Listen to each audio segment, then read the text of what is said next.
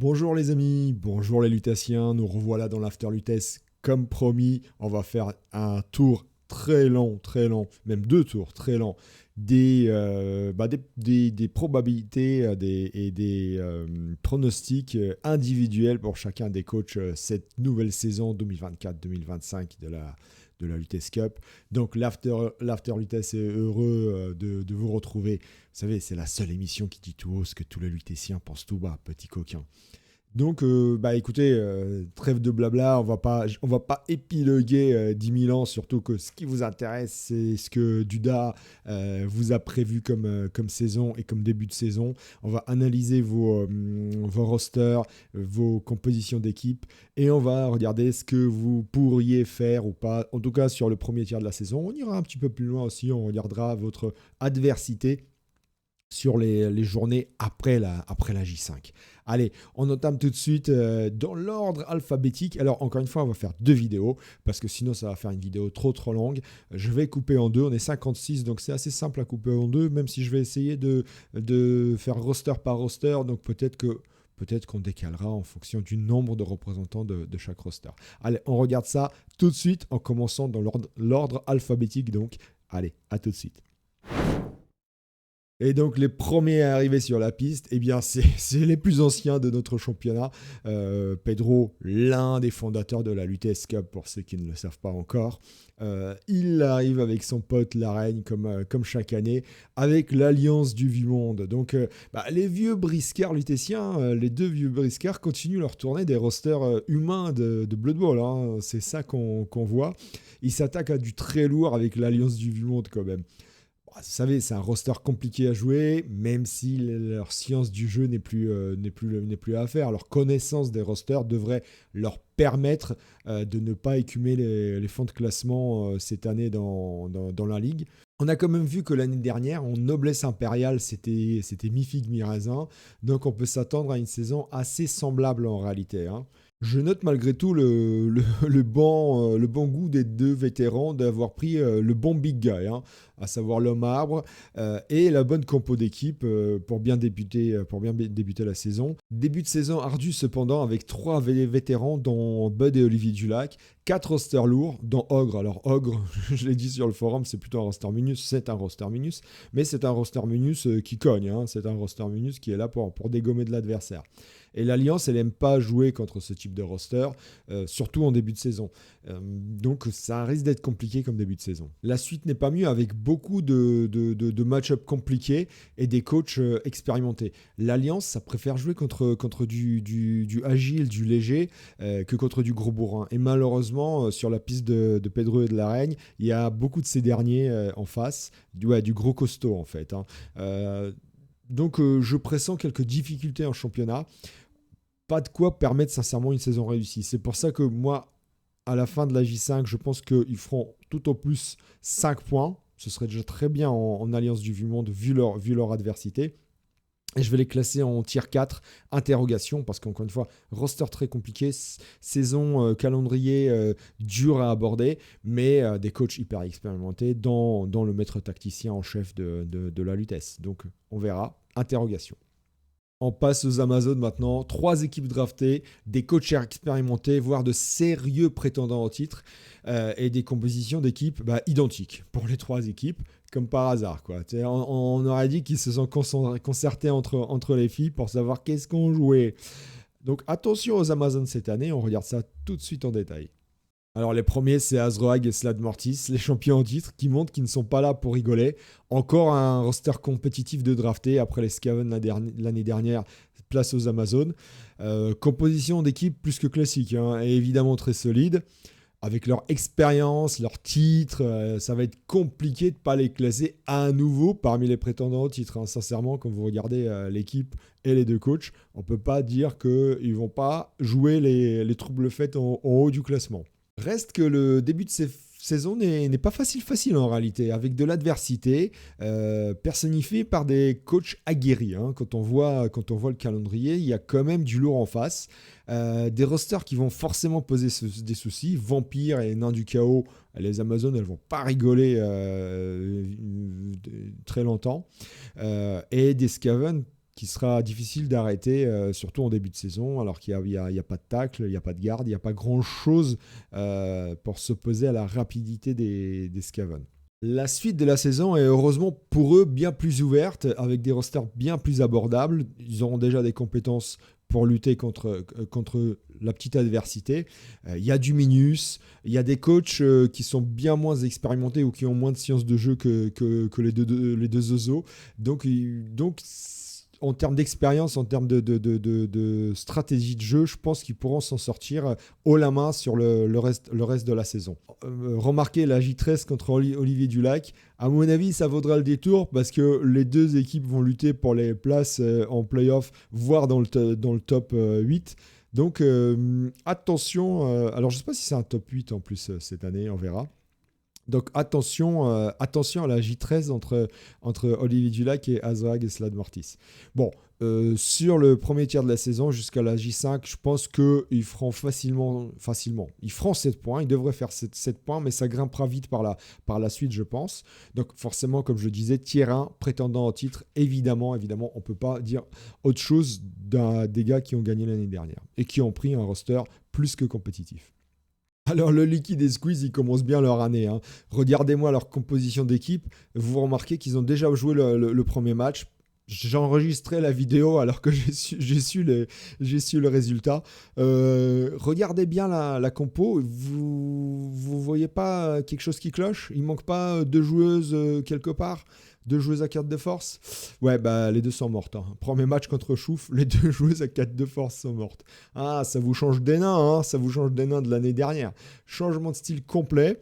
Les mecs, ils adorent faire le grand écart, hein, c'est évident. Mais là, mal leur a pris parce que premier match contre Chouf, les 2 guerrières jaguars, c'est ça? C'est des guerrières jaguars?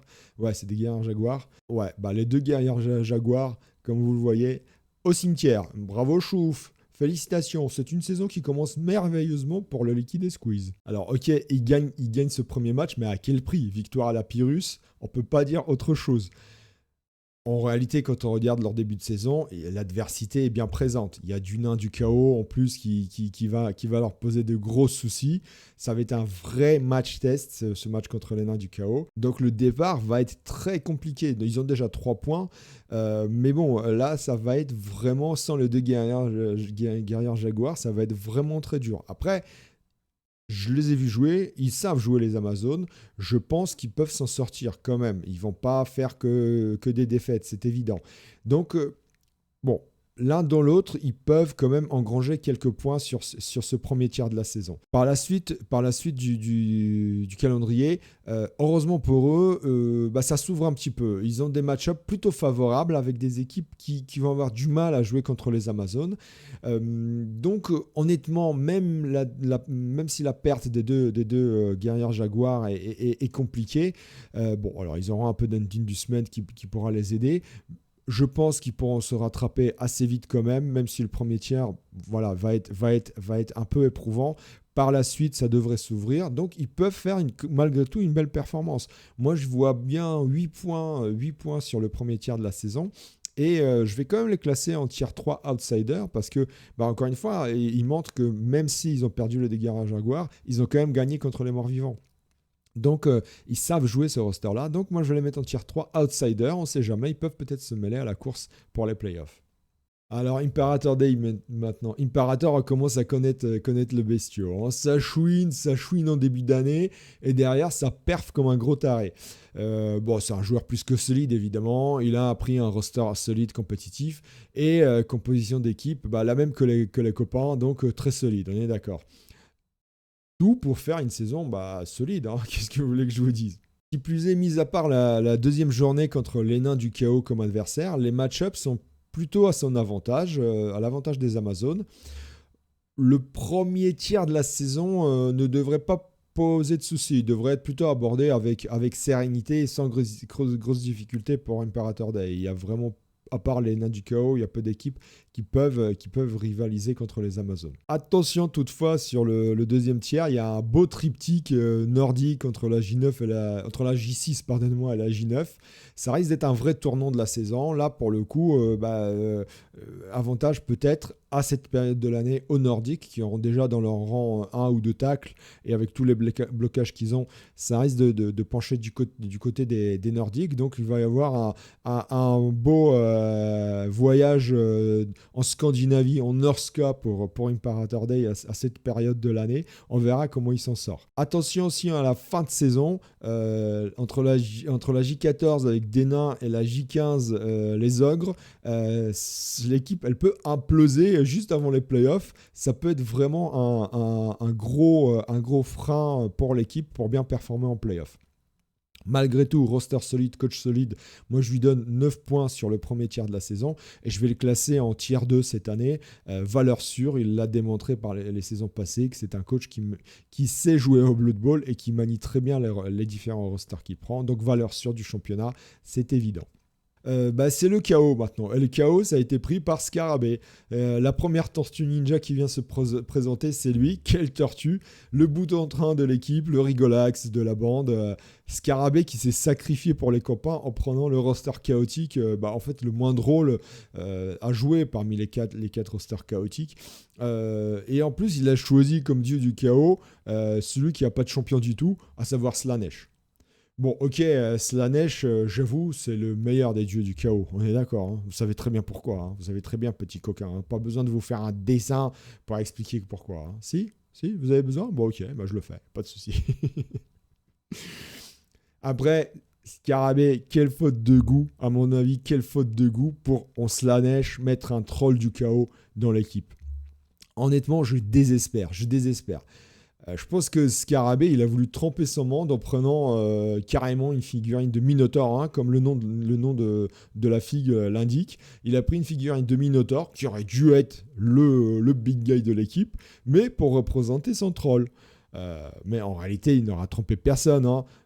D'ailleurs, encore une fois, il l'avoue hein, dans le nom de sa figurine que c'est un Minotaur qui est en fait un troll. Voilà, tout simplement. Mais franchement, Scarabée, rien que pour le troll, il mérite une saison sale. Sincèrement, il mérite une saison sale. Et ça va être une saison sale. En tout cas, le début de saison va être très sale. Hein. Il a des match-ups, mais vraiment à son désavantage. Il y a tellement de blocages en face qu'il risque de voir ses guerriers les fesses au sol plus souvent qu'à son tour. Hein. Plus souvent qu'à son tour, ouais. Plus souvent qu'à son tour, ça veut rien dire. J'adore ces expressions françaises qui veulent rien dire. Bon, enfin bref, je vous jure. Bon, la saison risque d'être longue. Hein. Si on regarde le reste de la saison, c'est pas fameux du tout. Il y a de l'adversité dans l'air. Il y a des coachs expérimentés. La J15 contre Ashram, mais l'équipe, elle risque de partir à l'hôpital ou à la poubelle, ce que vous voulez. L'équipe de Scarabée, hein, je parle. Donc, à mon avis, quand je regarde sa saison, il faudra un miracle. Il faudra vraiment que Slaanesh se mêle de tout ça pour permettre à Scarabée de performer. Moi, honnêtement, sur le début de saison, avec tous les blocs en face qu'il y a, si je lui donne 4 points, c'est le grand max sur le premier tiers. Et forcément, quand je regarde le reste de sa saison, honnêtement, j'ai envie de pleurer pour lui. Moi, je le mets en tier 5, saison difficile. Je ne pense pas qu'il va performer avec son équipe de Slaanesh au troll de Slaanesh. Vous avez déjà entendu parler d'un troll de Slaanesh? Parce que Minotaur, oui, mais troll, honnêtement. Moi, j'ai mal à mon petit cœur de Slaaneshi. Allez, on passe aux elfes noirs, on passe aux druki. Et le premier à venir, c'est Delphonix, celui qui m'en veut parce que j'ai dit que c'était un émo gothique. C'était pas pour toi en plus, Delphonix. Non mais sérieusement, le mec, il écoute du gospel rap et après il dit qu'il est pas émo. Non mais... Bon, deuxième saison pour Delphonix. Delphonix, c'est plus un petit bleu hein, maintenant. Elle est pour toi celle-là, Yaouch, le petit bleu. Alors, Delphonix repart de plus belle avec les elfes noirs. L'année dernière, ça lui a pas trop réussi. Il retente le coup, il se dit, cette fois-ci, j'ai plus d'expérience. Je vais mieux jouer. Peut-être, on verra. En tout cas, la compo est bonne avec la Fury, les trois blitzers plus la Fury. Et on sait maintenant que le Gaillard a subi un entraînement intensif en pré-saison. Bon, ok, après, en face, l'entraîneur, c'était le propre. Donc, on va dire l'entraînement, il était coup-ci, coup-ça, hein, pour continuer avec les expressions débiles. Hein. Bon, on va voir très vite si le coach a level up ou pas. Comme on dit chez les Giants, est-ce que tu as level up? Je sais pas. Dans tous les cas, le premier match contre Manu, bah, ça y est, il a chopé le premier point. Il a réussi à faire match nul. Après, on verra que la compo de Manu, elle est aussi elle est out of Africa, sincèrement.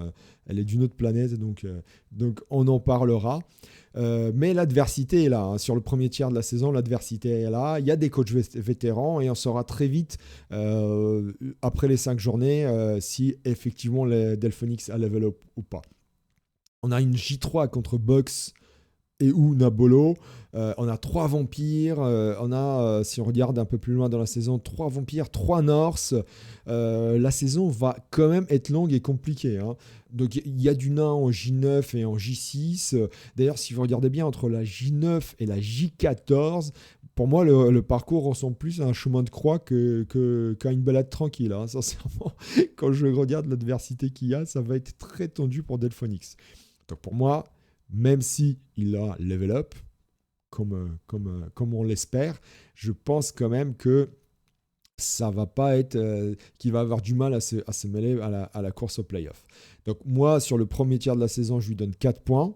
Et je le mets en tier 4, interrogation, parce que je pense qu'il a l'expérience maintenant pour améliorer son jeu, pour s'améliorer dans la stratégie. Mais l'adversité est quand même très très grande cette année pour lui. Alors ensuite vient Dritz, le bourrin de la Lutèce, l'aficionado des Force 4 dans la tronche. Bah, il fait une pirouette mais incroyable et part sur une équipe légère. D'ailleurs, il l'avoue dans le nom de sa team, hein, c'est Noob Agilité 4. Hein. C'est la première fois de sa longue saison de la Lutèce, hein, qui prend une équipe agile. Voilà la fiche du coach. Voilà ce que en 13 années de la Lutèce, Dritz a drafté comme équipe. 13 années de bourrinisme total. Franchement, les anciens, on est tous sur le cul. Qu'est-ce qui se passe, Dritz? Qu'est-ce qui se passe? Tu te sens bien? T'es malade? T'as un peu de fièvre? Tu veux un comprimé ou quoi? C'est quoi les elfes? D'où les elfes noirs? Non mais sincèrement, qu'est-ce qui t'arrive, Dritz? Tu vieillis. Attention, tu vieillis là. Tu fais n'importe quoi.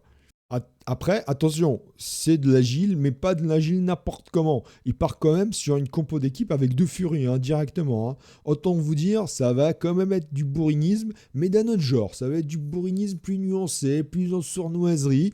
Mais avec lui, le résultat risque d'être un petit peu le même quand même. Hein. Il va juste vous la faire en douceur et vous la mettre à l'envers en délicatesse, hein, si vous me permettez l'expression. Il n'en reste pas moins que la compo est osée. Hein. Une seule reroll. Regardez-moi ça, une seule reroll, fallait y aller. Bon, on sait bien que l'année dernière, Oun et Funny Valentine, ils sont partis sur une compo assez semblable, mais ils ont carrément pris 0 reroll en début d'année. Et ils sont quand même allés très loin en playoff. Donc, ça veut dire que ce roster-là, dans les mains d'un coach expérimenté, vétéran, même avec très peu de reroll, ça peut performer. Donc, attention à Dritz. Et c'est là qu'on se dit que le hasard, il fait tellement bien les choses. C'est tellement bien le Bud et les dieux du chaos, parce que le premier adversaire de Dritz, ou les premiers adversaires de Dritz cette année, devinez qui c'est? Bah, c'est Oun et Funny Valentine. Autant vous dire, les mecs qui connaissent le roster Elfe Noir par cœur, quoi. Donc Dritz risque pas de les surprendre beaucoup, honnêtement.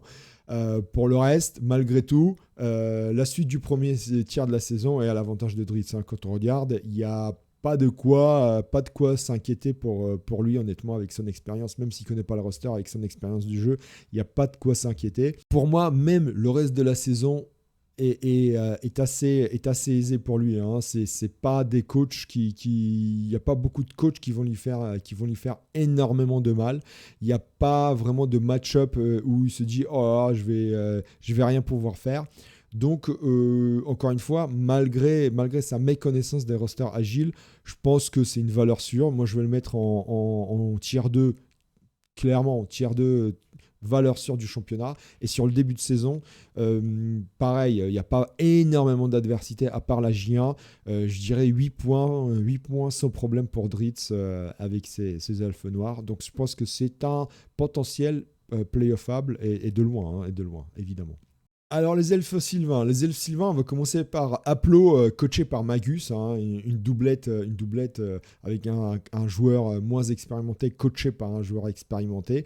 On va parler de Baba Yara à la fin, parce que Baba Yara, c'est un peu space comme roster. Mais commençons par la doublette, donc Aplo et Magus, en précisant qu'ils voulaient jouer Orc. Mais à cause de Magus, à cause de sa performance l'année dernière, ils n'ont pas eu Orc, ils ont eu le deuxième choix, à savoir Elf Sylvain. Donc bravo Magus, bravo de mettre ton nouveau coéquipier dans l'embarras, surtout que tu feras qu'une demi-saison, hein, de ce que j'ai compris, parce qu'après tu pars vers d'autres aventures. Donc bravo, félicitations, hein, top, hein. Chapeau champion. Non, rien à dire. Franchement, respect total, c'est mérité, c'est à la lutétienne. On fait à l'envers, même à nos coéquipiers. Bravo. Je te félicite. Bon, après, en Elf Sylvain, Aplo, coaché par Magus, il peut enfin espérer ne pas finir pire marqueur de la saison. Hein. Ce qu'il a réussi comme exploit l'année dernière, alors qu'il jouait Homme Lézard. Sincèrement, il fait pire marqueur de la saison avec Homme Lézard. Donc là, Aplo, il y a du chemin à faire. Bon, il a eu quand même le prix Matt Moussilou avec des Hommes Lézards. Hein. C'est incroyable. Reste que honnêtement, entre des mains d'un bon coach, le roster FC20, c'est du solide. C'est un bon roster dans notre ligue. C'est totalement valable. La compo, en plus, quand on regarde la composition d'équipe, est parfaitement valable. Bon, moi, j'aurais préféré un lanceur ou un receveur en lieu et place du deuxième danseur de guerre pour disposer soit d'un chef, soit d'un one-turner très vite. Mais bon, la compo se défend. J'avoue, la compo se défend. Avec les deux danseurs de guerre, ça se défend sans problème. La complexité de la chose, c'est que le début de saison n'est pas idéal pour les deux compères. Beaucoup d'orques qu'ils auraient préféré rencontrer plus tard quand ils auraient eu arraché la balle. Vous savez quoi ? Ils ont eu la chance parce qu'arracher la balle, ils viennent de l'avoir dès la J1. Donc, c'est très bien, c'est parfait. Ils l'ont l'arraché la balle, c'est bien. Enfin. Et quand on verra les orques par la suite, on verra qu'il y a très peu d'orques qui ont pris le lanceur. Donc, je pense que les orques, ils vont avoir maintenant du mal contre l'équipe d'Aplo et de Magus. Malgré tout, bon, il y a quand même de l'adversité. Hein. Il y a quand même de l'adversité. Et par la suite, quand on regarde la suite de la saison, c'est du même acabit. Surtout qu'ils ne rencontrent aucun minus contre qui ils auraient vraiment pu briller. Ils auraient pu faire plein d'XP. Zéro minus cette année pour eux. De ce fait-là, pour moi, grosse interrogation sur la saison. Le début de saison est, comme j'ai dit, compliqué. Magus sera là quand même pour aider Aplo. Par la suite, ça peut s'effondrer parce qu'encore une fois, Aplo n'a pas l'expérience suffisante pour l'instant pour perfer en ligue. Donc, on verra ce que ça donne. Pour moi, c'est une grosse interrogation. Roster solide, mais peut-être pas assez d'expérience, surtout lorsque Magus partira vers de nouvelles aventures. Sur le premier tiers, bon, ils ont déjà un match nul. Ils peuvent faire 4 points, je pense. Ils peuvent faire 4 points sur le premier tiers. Je les classerai quand même en tiers 4. Du coup, alors premier tiers de la saison. Et tiers, donc palier 4, interrogation pour les deux coachs. Interrogation, parce qu'encore une fois, on verra comment ça roule une fois que Magus ne sera pas là. Je sais pas. Alors, Kossus maintenant, l'homme qui ne sait pas faire les feuilles de match, ou en tout cas qui ne veut pas les faire. Tant pis, cette fois-ci, il a pris un ultimatum dans la tronche de la part des commissaires. Kossus, fais les feuilles de match normalement, s'il te plaît. S'il te plaît, chouchou, apprends à faire les feuilles de match. C'est pas très compliqué de mettre des petites barres en face de tes joueurs. C'est tout con. Hein. Tiens, j'ai fait une sortie, je mets une petite barre. Tiens, celui-là, il s'est pris une blessure. Tiens, je mets une petite barre. Pas compliqué, hein, je te jure. Bon, après, quand on regarde l'effectif, Kossus, il a pris un effectif identique à celui de Aplo et Magus avec 2 danseurs de guerre, mais pas de lanceur ni de receveur. Bon, je le déplore. Kossus, bon, c'est un coach vétéran, il sait jouer tout type de roster. Mais c'est la première pour Kossus en équipe légère, très légère, à la Lutèce en tout cas. On verra comment il s'en sort, qu'est-ce que ça vaut. Mais si on regarde le début de saison, c'est plutôt à son avantage, notamment par rapport au début de saison d'un Aplo ou Magus. Il peut espérer un résultat positif sur les 5 premiers matchs. Alors, Pour l'instant, c'est un 0-0 qui figure dans le match contre PJ. En réalité, il l'a gagné. C'est juste qu'il ne sait pas remplir la feuille de match. En réalité, il a gagné. Il a mis 2-0 aux Orcs de PJ quand même. Donc ça prouve bien que ça va. Alors que le match-up Orc-El Sylvain en début de saison est plutôt à l'avantage des Orcs, ça va. Ça veut dire qu'il gère bien le roster. Hein. Donc la saison, en tout cas le début de saison est plutôt à son avantage. Et de même, la suite de la saison, elle est plutôt ouverte pour lui, avec un seul nain. Si on regarde bien, il y a un seul nain à l'horizon et peu d'adversaires naturels. Par exemple, il n'y a aucun vampire et en plus, lui, il a Duminus en face. Donc, Cassius, il peut souffler. Ça devrait mieux se passer pour lui que pour Aplo et Magus, je pense. Moi, je pense qu'il peut être considéré sans problème comme un outsider. Il peut faire, sur le premier tiers de la saison, il peut faire 8 points. Et je mettrai en palier, en tiers, 3 outsiders. Ça peut se mêler là, à la course au playoff sans problème. Alors Baba Yara, Baba, pourquoi tu nous fais ça? C'est quoi cette composition d'équipe? Moi je comprends le principe, prendre beaucoup de fan factors pour avoir plein de sous et acheter des positionnels le plus vite possible. Ça marche pour certains rosters, mais pour les elfes sylvains, t'as besoin d'un danseur de guerre, au moins un. Efficace, expérimenté très vite, le plus vite possible.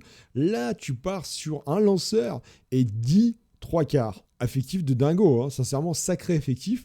Les adversaires, ils vont flipper. Hein. Je te jure, ils flippent déjà. Hein. Ok, tu aurais pu dire qu'avec un peu de chance, plusieurs de tes adversaires auraient fait pareil, auraient pris beaucoup de fan factors comme toi, de telle sorte que vous alliez faire plein de sous, plein de thunes dès l'entame de la ligue. Pas de bol pour toi, parce que si on regarde ton début de saison, Nico mis à part, les 4 autres coachs, ils ont 1, voire maximum 2 de fan factor. Donc, autant dire, les sous, peut-être contre Nico, mais sinon, les sous, tu les verras pas très vite, hein, ou en tout cas pas énormément. Et en plus, tu vas devoir les partager avec tes adversaires. Donc, qui plus est, si tu gagnes pas tes matchs, parce que tu as 10 journaliers, tu as 10 linemen, si tu gagnes pas tes matchs, ou si tu les perds, ton fan factor il risque de fendre comme neige au soleil, hein, pour continuer dans les expressions débiles, comme neige au soleil. Donc, je sais pas si c'est la bonne stratégie. En plus, le pire, c'est que Baba Yara, s'il avait pris le danseur de guerre, il se serait amusé dès la J1 contre les hommes lézards et la J2 contre les orques noirs. Il avait des match-up, mais c'était du auto-win avec un danseur de guerre, honnêtement. Puisque les hommes lézards, ils portent skink, et les orques noirs, ils portent gobelin. Donc le danseur de guerre, il rentre dans la cage. Allez, rentre dans la cage, c'est du 2D avec blocage sur un pauvre skink ou un pauvre gobelin. Et la balle est récupérée. C'était du auto-win. Mais le danseur de guerre, il l'a pas. Tant pis pour lui, voilà, tout simplement, tant pis pour lui. C'est cruel, c'est le Blood Bowl, c'est la lutesse, c'est comme ça. Il a qu'à s'en prendre à lui-même.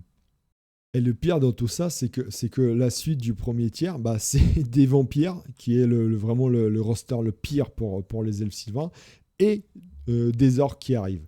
Il n'a rien pour contrer ces rosters-là. Il n'a rien. Donc vraiment, le premier tiers, c'est catastrophique, alors qu'avec un danseur de guerre, un seul, hein, ce serait passé, à mon sens, à merveille.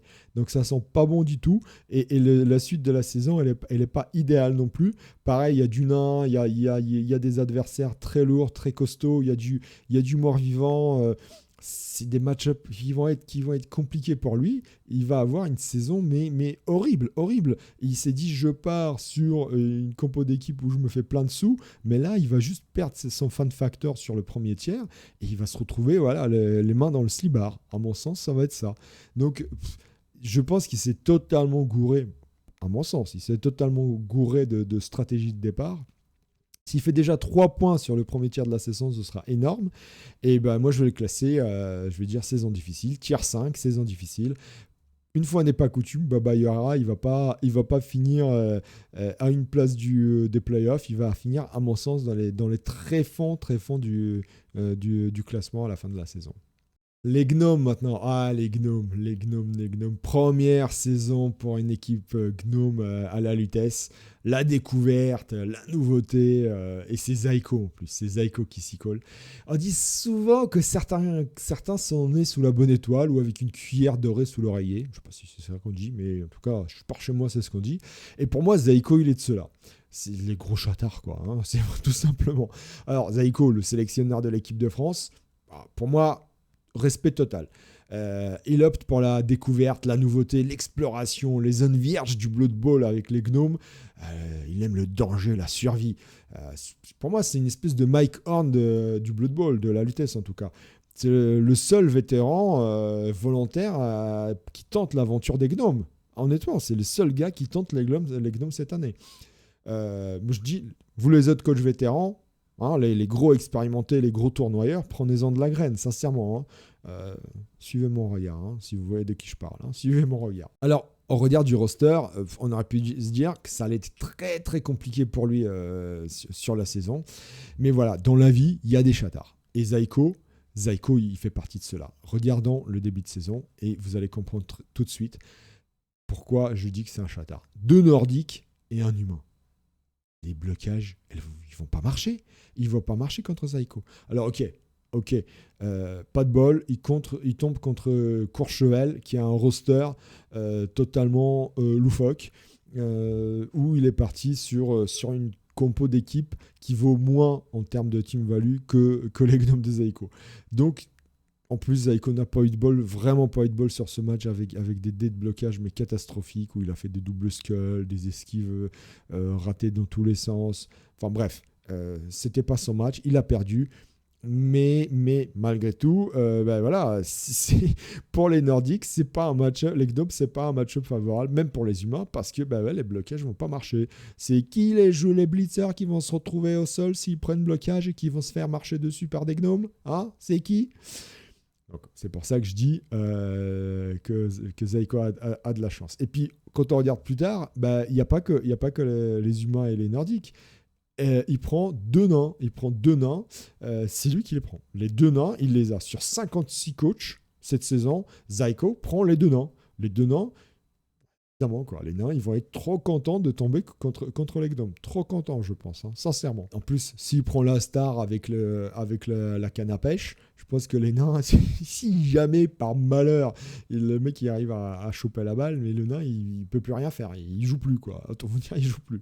Donc, je peux vous dire que, encore une fois, tirage de la saison, nettement, à mon sens, il ne pouvait pas espérer mieux Zaiko que ce qu'il a eu. Même s'il y a eu cette première défaite contre Courchevel, encore une fois, c'est défaite de match, c'est comme ça, mais c'était quand même pour moi un match-up favorable pour les Gnomes. Ne me faites pas dire ce que j'ai pas dit. J'ai pas dit que ça allait être une balade de santé, une promenade de santé, une balade de santé. Une promenade de santé. Ça va pas être de tout repos, c'est sûr. Hein. Il va pas briller non plus de mille feux. Ça reste un roster gnome qui n'est pas compétitif. On l'a déjà vu dans des ligues Fumble qui s'étaient montées. C'est un roster qui s'en prend plein la tranche en réalité. Hein. Mais, il va jouer les troubles faits. Moi, je pense que Zaiko va en décourager plus d'un parmi les coachs. On a vu, encore une fois, contre Courchevel, ça s'est très, très mal passé. Courchevel, il avait quand même, contre des gnomes, 290 000 d'investment. Alors, la tactique de Courchevel, c'est de partir sur une compo d'équipe où il adore les stars, il va jouer avec les stars. Je pensais qu'il allait prendre le Yeti. Évidemment, contre les gnomes, c'était peut-être pas nécessaire. Il est parti sur une Carla et Cindy, ce qui était tout à fait logique. Ça a beaucoup embêté Zaiko, évidemment, parce que va coucher Carla avec des gnomes. Hein. Faut se lever de bonne heure. Donc, premier faux pas, mais je pense que ça va être un des rares faux pas. Après, encore une fois, il va jouer les troubles faits, mais c'est pas un roster qui va lui permettre de se qualifier en playoff, c'est sûr. Mais voilà, il va embêter plus d'un, c'est évident qu'il va en emmerder plus d'un sur la saison. Je pense quand même, malgré cette grosse défaite en première journée, il peut faire 5 points d'ici les 5e journées. Et moi, je le place en tier 4 parmi les interrogations, parmi les coachs qui peuvent jouer les troubles faits sans non plus espérer d'aller en playoff. Les gobs maintenant. Et les gobs, c'est Ashram. Ashram, c'est qui? C'est juste un peu le jumeau mal aimé, mal loti de Zaiko. Le gars maudit, quoi. Il est parti sur la même optique que Zaiko en choisissant le challenge, l'aventure extraordinaire d'une équipe Goblin, dont on sait que c'est pas facile en Lutèce. Mais contrairement à Zaiko, son début de saison, il semble cauchemardesque. Déjà, sa composition d'équipe, vous voyez, il a très peu d'armes secrètes et il envisageait de tout miser sur les Inducement et les stars qui sont quand même un peu abusés avec le roster Gob. Hein. Directement, autant vous dire tout de suite, vous allez avoir le Bomber à chacun des matchs. Moi, je l'ai eu puisque je l'ai joué. Donc, il y aura le Bomber et il y aura du Skitter, il y aura du Varag. Enfin, il y aura toutes les stars abusées Gob, c'est évident, qui seront là. Le problème pour Ashram, c'est que le début de saison, il aurait espéré mieux. Il aurait vraiment pu espérer mieux. Regardez-moi ça. Il tombe déjà J1. Alors, bon, il a gagné. Il a eu énormément de chance. Énormément de chance. Il a gagné. Mais il espérait surtout pas tomber contre des Halflings. Il a une team value très basse. Il tombe contre des Halflings qui en avaient encore moins que lui. Du coup, s'il voulait prendre son bomber, il était obligé d'investir des sous. Ce qui, moi, aussi m'a permis de prendre un bomber, à savoir Cindy. Je voulais pas. Mais on en reparlera tout à l'heure. Mais bon, ça, c'est une anecdote. Le Halfling, c'est une anecdote. Et puis, c'était un match sympa, drôle. Ça allait dans tous les sens. C'était du grand n'importe quoi. La suite, pour lui, ça va être moins drôle. Moins drôle. Il y a il y a du nordique. Il y a et en plus, c'est Botuno, quoi, le nordique. C'est pas n'importe quel nordique. Il y a du vampire. Le roster gob, c'est juste du auto-win pour le vampire. Et de l'orc, pareil. L'orc, il le mange, le gobelin, tous les jours au petit déjeuner. Donc, début de saison, mais stratosphérique, catastrophique pour Ashram. Et la suite franchement, quand on regarde, la suite, c'est guère mieux. Regardez-moi, entre la J8 et la J10, il a une Funny Valentine en bas-fond. Donc, je dois vous dire, c'est comme un roster gob, mais en 10 fois mieux. On a ensuite Zaiko avec les gnomes. Donc là, c'est pareil, ça va être la foire d'empoigne, sauf que Zaiko, il aura une équipe qui pourra facilement lutter contre les gobs parce que lui, il a des gardes et il aura les dodges, évidemment, déjà à cette période de l'année. Et il a les luttes pour faire tomber au sol tous les gobelins qu'il veut. Et les piétiner, évidemment. Et puis Bud Milka en ogre. Pareil, ça va une destruction de l'équipe Goblin. On rajoute ça, Bucks ou Nabolo en nordique. Bucks, quoi. On verra pour la suite. Bucks, c'est un des meilleurs lutéciens ever qui a joué à la Lutèce, quoi. Donc c'est juste dingo pour Ashram comme adversité. Et en fait, on ajoute à tous ces coachs-là du SSB en elfe et du Actar en nécro. Hein. Ça va, quoi. Au niveau expérience de jeu en face, je pense que tout cumulé, on est à 200 années de Lutèce, hein, tous ces coachs-là cumulés. Donc honnêtement, très dur, saison très compliquée pour Ashram. Alors ok, c'est un super coach, c'est un tournoyeur de l'extrême, il a démontré que il savait parfaitement jouer les roster gob. Je rappelle que le Lutèce Challenge de printemps dernier, c'est lui qui l'a gagné. Hein. Il y avait combien? Une trentaine de coachs, un peu moins de 30 coachs. C'est lui qui a gagné le tournoi avec le roster Gobelin. Alors c'était un roster spécial. Hein. Il y avait Skitter, Stab et Varag. Donc autant vous dire. Mais bon, il risque de les reprendre cette année. Hein. Attendez-vous à ça quand même. Hein. Bon, après, quand on voit l'adversité, ça va être très compliqué pour lui d'exister dans la compétition. À mon avis, il va batailler sévère, c'est sûr. Il va jouer la mouche du coche. La mouche du coche, les expressions françaises, la mouche du coche. Mais bon, les playoffs, ça va être compliqué. Ça va être compliqué à aller chercher les playoffs, sincèrement, pour Ashram. Bon, il a déjà 3 points sur le premier tiers de la saison. Il peut encore faire une victoire sur un malentendu ou 3 nuls, c'est possible, mais même si... il peut faire une victoire sur les 4 matchs qui restent, ça lui ferait 6 points, ce serait déjà énorme. Je vais quand même le classer en tier 4, en interrogation, parce que pour moi, c'est une grosse interrogation. C'est un coach qui manie très bien le roster Gobelin, mais quand vous voyez l'adversité, pour moi, c'est la plus grande adversité parmi tous les coachs de la saison. C'est lui qui l'a, et en plus, et un gob, quoi. Donc, autant vous dire, il va pas rigoler souvent, à mon sens. Bon, moi maintenant, en halfling, autant vous dire tout de suite, j'adore me lancer des défis. J'adore les défis, et cette année, c'est un défi que je fais. Déjà, revenir en halfling, c'est un défi, mais là, c'est un gros défi. Je vous explique pourquoi. J'ai joué l'Alliance Elfique, l'Union Elfique il y a 2 ans. Ensuite, l'Union Elfique, parce que j'ai joué l'Alliance aussi. L'Alliance du Vieux Monde, évidemment, il y a 3 ans ou il y a 4 ans. Enfin, la période Covid, quoi. Le pacte du chaos de l'année dernière, autant vous dire tout de suite, c'est pas des rosters faciles. Et là, je repars une nouvelle année compliquée avec les halflings. Et comme moi, j'aime pas faire les choses à moitié, je m'impose des contraintes spécifiques, particulières. Et la mienne de contrainte cette année, c'est de ne jamais sortir Griff, premièrement. Et deuxièmement, de ne sortir Cindy que si quelqu'un prend un bomber face à moi, en payant en plus. C'est-à-dire comme Ashram. Ashram a sorti des sous de sa poche pour payer le bomber. Je me suis dit, la moindre des choses, c'est faire une vengeance, c'est de lui retourner l'appareil en prenant aussi un bomber. Mais je déteste jouer tant Griff que les bombers. Pourquoi ? Parce que les bombers, je les aime pas pour une raison simple, c'est que je déteste les règles des bombes. C'est tout le temps compliqué, on ne sait jamais sur combien il y a une maladresse, une passe imparfaite, combien il faut faire pour intercepter ou dévier la balle. Enfin, c'est du grand n'importe quoi, j'aime pas. Et tu lances 10 000 dés, je n'aime pas jouer le bomber. Autant vous dire tout de suite, je n'aime pas le bomber. Griff, je ne veux pas le jouer tout simplement parce que pourquoi ? Parce que je trouve que c'est trop facile de jouer Griff. Attention, je ne jette pas la pierre à ceux qui le jouent. Attention, c'est perso. C'est comme ça que moi je vois le Blood Bowl. Pour moi, je ne critiquerai jamais ceux qui le prennent. Mais moi, je trouve en jouant Halfling avec Griff, c'est trop facile. Le match se joue, il y a des équipes des rosters qui peuvent rien faire.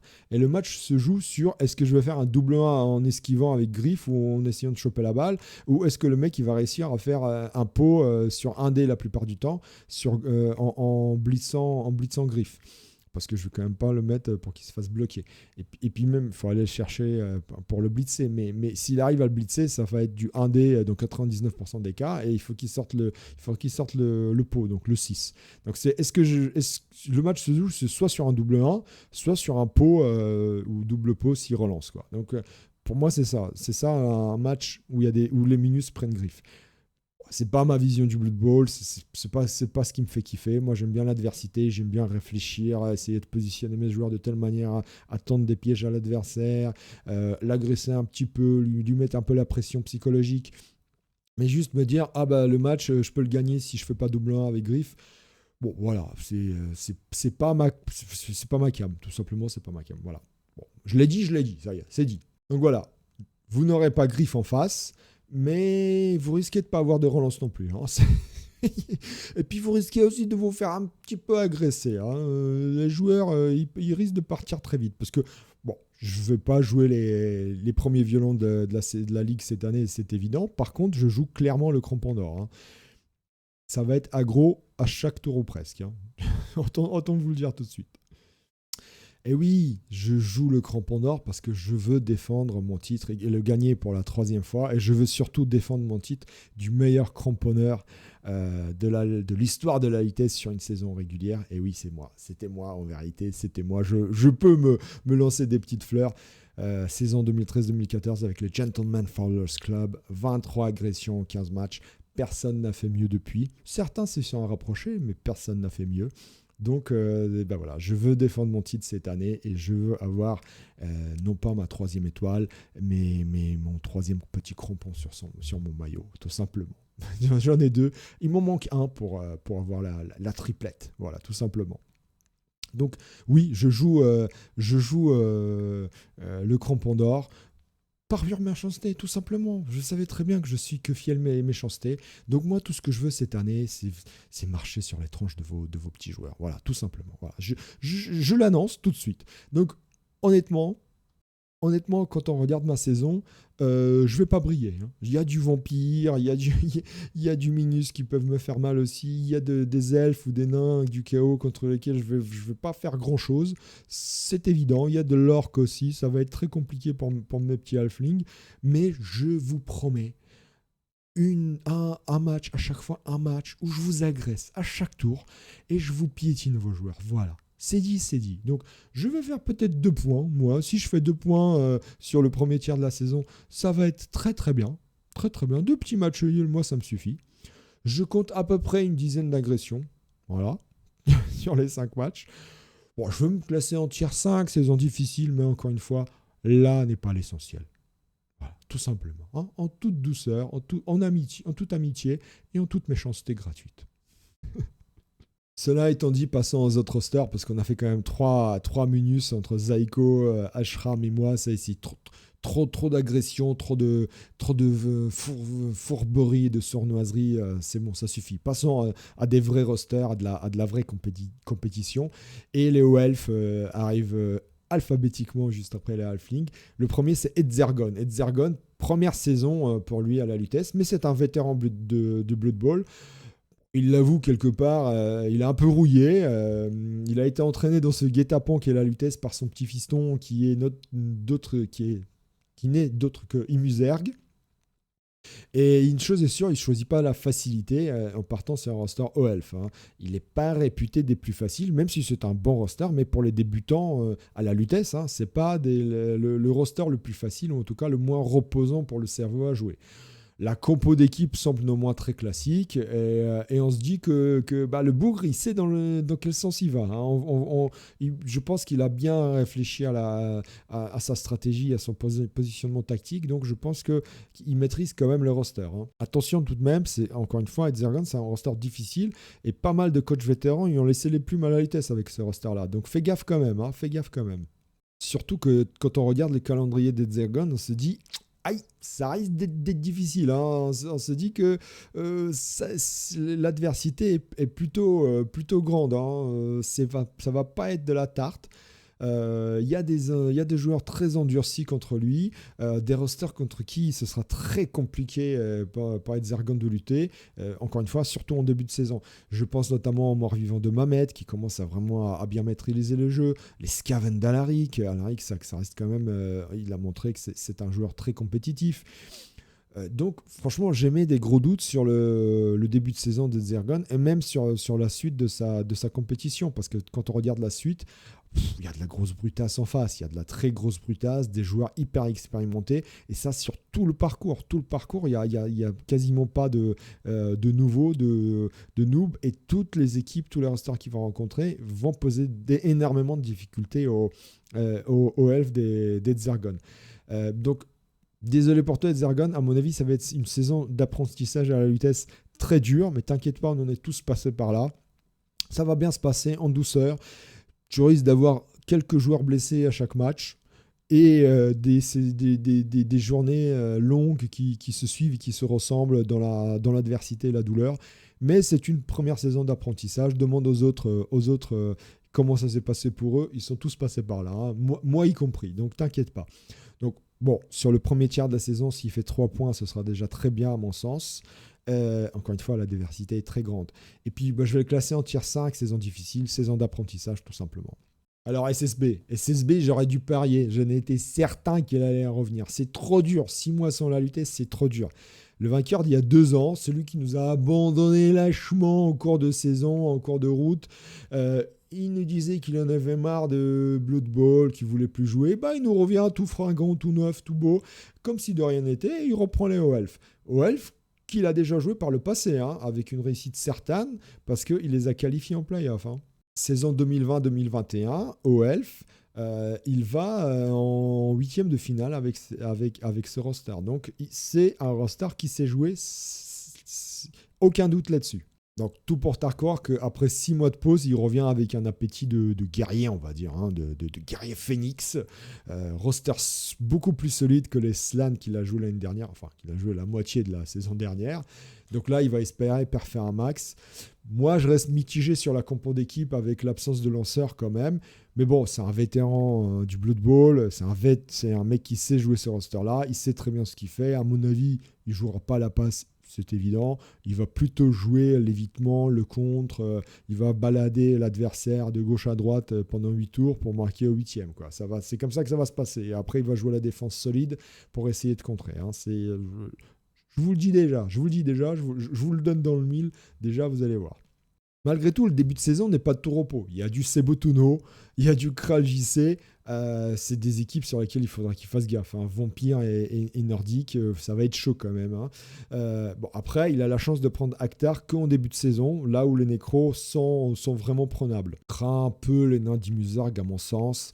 Ça va encore une fois jouer l'évitement. De toute façon, il n'a pas d'esquive, donc on s'en fout. Pareil pour les orques de Velociraptor. Il craint très peu ce type de roster. Donc, il est possible de croire que le début de saison va être plutôt réussi pour lui, hein, sincèrement. Mais c'est après que ça pêche. Hein. Quand on regarde après, c'est après que ça devient plus difficile, ça devient plus compliqué. Déjà, rappelez-vous la saison passée. Hein. Il avait fait 5 victoires lors des 5 premiers matchs et il s'est effondré par la suite en faisant 0 victoire, tout simplement. Mais bon, cette année, je pense qu'il ira au bout des 15 matchs. Hein, SSB ira au bout des 15 matchs. Moi, je pense que malgré tout, même si par la suite, ça se complique sérieusement, à mon sens, vu le vétéran que c'est, vu l'expérience qu'il a avec ce roster-là, il peut se mêler à la lutte au playoff de manière très positive. Pour moi, c'est assez ouvert pour que, même s'il y a l'adversité, c'est pas non plus insurmontable. Je pense qu'il peut se mêler efficacement à la lutte au playoff. Moi, je le mets en tiers 2 valeur sûre. Et sur le premier tiers de la saison, mis à part les 2 matchs, comme je disais, Sebotono et Kral JC, où c'est un peu compliqué, je pense qu'il peut faire sans problème 8 points. Ça lui lancerait très bien la saison. Donc attention à SSB cette année. Alors les hommes lézards, les hommes lézards, c'est le roster aux pseudo les moins originaux de la Lutèce. Manu et Nico, quoi. Sincèrement, aucun offer, les gars. Bon, au moins c'est court, vous allez dire. On évite les Z, les K, les GH dans tous les sens, tellement médiévaux, tellement mystiques. Non, Manu, Nico. Au moins, tu vois, c'est simple, c'est facile à dire pour le youtubeur en face de vous. Manu, Nico. Attends, il n'y a pas du Ethergon, Laertis, Imuzerg, je sais pas quoi d'autre, Gardakan, Galadjin. Non, on a du Manu, Nico. Non, je plaisante des cas, je vous adore, c'est des petites piques comme ça. Allez, on regarde tout de suite, on commence par Nico donc. Bon, alors Nico il sort d'une saison pourrie avec ses OELF, hein, il préfère se concentrer donc sur un roster polyvalent aussi, mais quand même un petit peu plus facile à jouer que les OELF, en tout cas à la Lutèce. Bon, là, ce qui est sûr, c'est qu'il part sur du solide et du classique au niveau de la composition d'équipe. Tant pis pour le Croxy. Lui, il choisit vraiment l'assurance. Et il opte pour un gain d'argent facile avec un gros fan factor. Hein. Ça lui permettra très vite de racheter des relances, un Apo, tout ce qui lui manque. Et plus tard, un Croxy. Alors, dans l'ordre qu'il veut, hein, Croxy, Apo, relance, c'est lui qui voit. Mais en tout cas, il part, à mon sens, sur la bonne compo d'équipe pour bien démarrer à la Lutèce. La chance qu'il a, c'est que quand on regarde le premier match, c'est tout de suite Baba Yara. Baba Yara, comme je vous disais, il a aussi un gros fan factor. Donc, les deux vont engranger un peu de sous. En tout cas, pour Baba Yara, ce sera le seul match où il pourra engranger des sous. Et Nico aussi va pouvoir engranger des sous très vite pour acheter déjà un Apo. Donc, encore une fois, je disais, il a un effectif complet. Donc, avec les sous qu'il a, il va pouvoir économiser pour acheter ce qui lui manque très vite.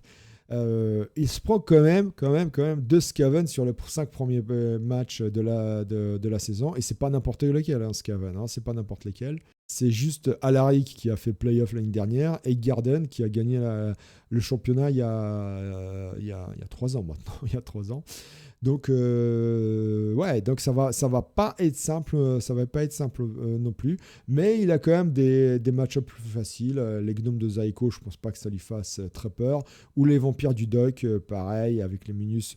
En tout cas, il va aller pouvoir marquer très vite avec les skinks pour ensuite mettre la pression sur le Doc, essayer de lui faire bouffer ses rerolls.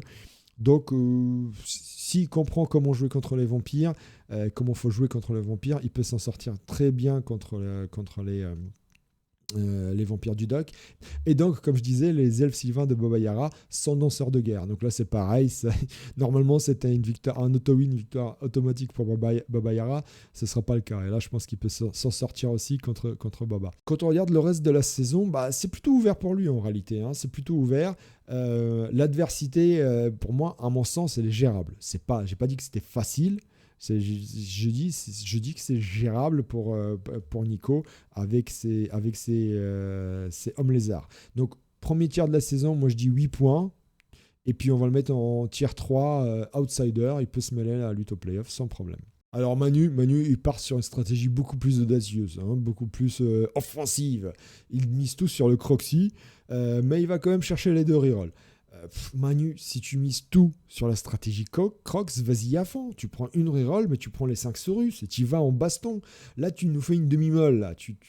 Voilà, tu sais pas sur quel pied danser. Crocs, mais deux rerolls. T'as que 4 Saurus.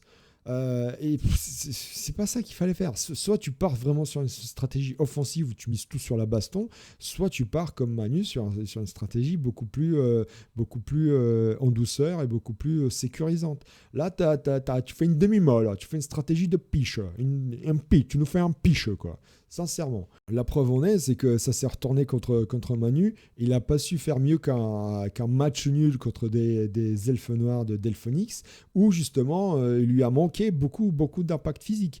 C'est ce qui a permis à Delphonix de maintenir le match nul. Honnêtement, en plus, il lui restait 20 000 de trésorerie. Il aurait pu prendre au moins du fun factor pour essayer de grappiller quelques sous. Là, il nous a fait le rapia. Il a gardé 20 000 en trésor.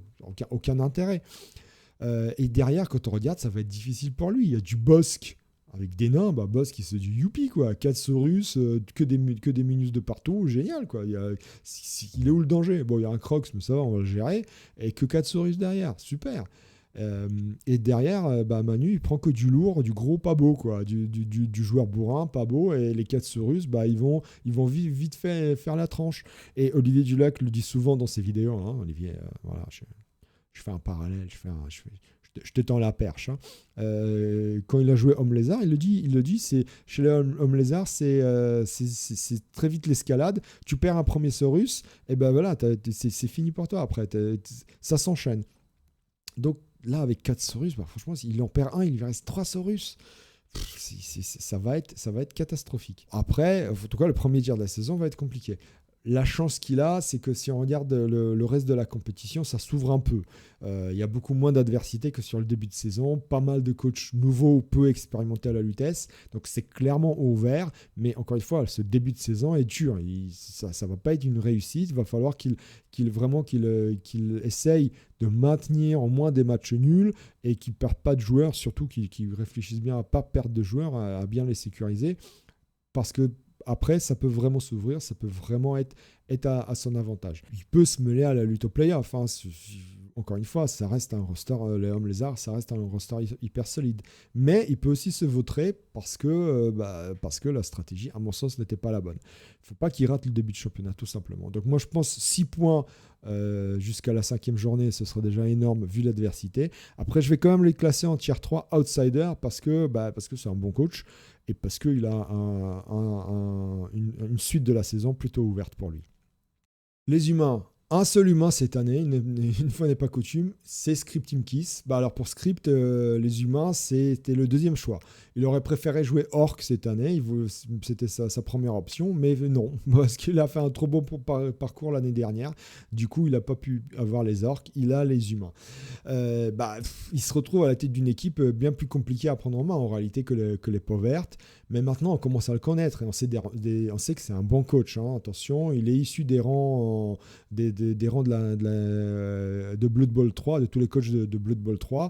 Donc, on sait qu'il sait jouer. Ça se voit à sa composition d'équipe. Alors il a déjà un premier match où il a pris un peu cher, mais il a perdu il n'a pas perdu de joueurs, mais il est parti sur une composition d'équipe tout à fait logique, aucune faute de goût de sa part. Il y a tout ce qu'il faut, les positionnels sont là. C'est vraiment, à mon sens, avec l'ogre, le 4 blitzer, le lanceur, le receveur, c'est vraiment l'un des meilleurs rosters pour débuter le championnat. Il y a des variantes qui existent, évidemment, mais celle-là, celle qu'il a choisie, est très bien, très bonne. En fait, pour lui, comme souvent avec les humains, tout dépend du début de saison. Et la chance qu'il a, c'est qu'il a déjà gagné contre... bon, après, c'est des sous-doués, hein, c'est Buckler et Yaouj, donc c'est un peu normal. Mais voilà, pour les humains, il faut surtout bien débuter de la saison. Il l'a bien débuté, même s'il s'est fait un peu rétamer la tronche de ses joueurs. Il n'y a pas eu de gros bobos, il n'y a que des matchs d'arrêt, donc c'est pas grave.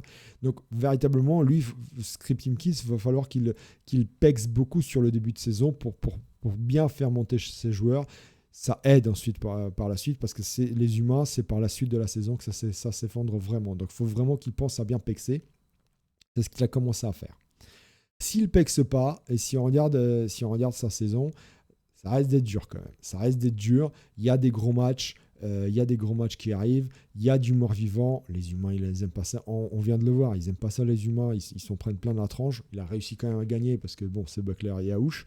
Mais c'est quand même des équipes contre qui les humains n'aiment pas jouer. Il y a de l'adversité. Hein. Il y a plusieurs équipes minus contre lesquelles les humains peuvent aussi exploser. Il y a du Azrag, Slad Mortis en fin de saison. Donc voilà, va falloir quand même qu'il compte sur son expérience de jeu et un brin de réussite, parce que les humains, ils ont toujours besoin d'un brin de réussite pour bien jouer. Ça peut être un des candidats au playoff comme l'année dernière. Je ne pense pas qu'il sera dans les meilleurs, dans les tout hauts classés, mais il peut se mêler à la lutte au playoff sans problème. Il a quand même une suite de la saison assez complexe. Bon, le début n'est pas aisé non plus. Moi, je dis, il peut faire 6 points sur le premier tiers de la saison. Ce sera bien en humain, 6 points. Je vais quand même le classer en tier 3 outsider. Je ne le mets pas en valeur sûre, pas encore. Peut-être l'année prochaine. Je le mets en outsider parce que c'est quand même un roster qui n'est pas facile à jouer. Et surtout, s'il ne pexe pas assez en début de saison, bah, la suite, ça va être un peu compliqué quand même. Korn maintenant, le revival, le retour de Korn, c'est Laertis. Laertis en Korn. Honnêtement, j'ai hâte de le rencontrer, je le joue bientôt, j'ai hâte de le rencontrer. Qu'est-ce qui lui est passé par la tête de prendre un roster si imprévisible ? Lui, Laertis, qui est le stratège en chef, qui réfléchit tout, qui planifie tout à l'avance, je vous dis 4 tours à l'avance, il sait où sera la balle. À mon avis, c'est le goût du risque, parce que c'est un homme qui aime le risque, et il aime le défi. Évidemment que c'est ça. Bon, évidemment, Laertis choisissant Korn, on aurait pu se douter qu'il allait essayer quand même de minimiser ce côté aléatoire et ce risque, donc qu'il n'allait pas prendre le buveur de sang. Bah, oui, il n'a pas pris de buveur de sang, il a une compo d'équipe totalement classique, des plus classiques on peut dire. Rien de plus normal pour lui à mon sens. Hein. En réalité, il peut remercier la chance et le tirage au sort, le trucage au sort, je ne sais pas comment on dit, parce que l'adversité n'est pas là en début de saison. Honnêtement, elle n'est pas là. Très peu d'équipes avec blocage en face, des coachs moins expérimentés ou avec moins de sciences de jeu que lui. Rien de bien inquiétant pour Laertis en réalité. Hein. C'est pas du tout cuit, attention, c'est pas du tout cuit, mais c'est facilement 2 victoires sur le début de saison. Reste l'inconnu de son équipe. Il apprend à la maîtriser. Hein. Il a encore du mal avec toutes les frénésies. Ça va dans tous les sens. Il n'aime pas trop, ou en tout cas, ça lui donne du fil à retordre. Mais après, si vous regardez bien, son calendrier, il est plus couvert. Hein. Honnêtement, jusqu'à la J15, c'est plus couvert. Il y a des matchs sur lesquels il partira clairement pas comme favori. On peut citer la 9e journée contre Azrag ou Slad Mortis, ou encore la 8e journée. Donc, ça suit la 8e journée contre Martoni et Luix, où il ne part peut-être pas favori. Pour le reste, les coachs sont clairement à sa portée et il est archi favori. Korn, on l'a quand même vu il y a 2 saisons que c'était un roster qui était plutôt efficace à la Lutèce, dans des mains expérimentées. Et Laertis, c'est un coach très expérimenté. Donc je pense qu'il peut réussir sa saison. Franchement, je pense qu'il peut emmener ce roster très loin parce que, encore une fois, il n'y a pas énormément d'adversité. Il va se mêler à la course au playoff, c'est sûr et certain. Moi, je pense que sur le premier tiers de la saison, il fera 7 points sans problème. Et je vais le mettre en tier 2, valeur sûre. Ça va en playoff, Laertis cette année. Pour moi, c'est évident. On passe aux 4 coachs morts-vivants. Les morts-vivants, roster toujours aussi bien aimé par les coachs lutétiens. La Provenée 5 l'année dernière, un de moins, 4 seulement. Mais 4, c'est beaucoup quand même. Ça fait partie des rosters les plus présents à la Lutèce. Alors le premier à arriver dans cette analyse, c'est Le Peg. Le Peg, encore un joueur qui nous vient de Blood Bowl 3. Saison plus que réussie l'année dernière, alors qu'il partait sur un roster qu'il remplaçait, donc sur un roster qu'il n'avait pas choisi, à savoir Nain du Chaos. Bravo encore d'avoir aussi bien performé en Nain du Chaos. On se rappelle qu'il a quand même gagné la Chocolate avec. Hein. Bon, il l'a gagné contre Yahusha Buckler, encore une fois. Donc voilà, on relativise cette performance, mais il a quand même gagné.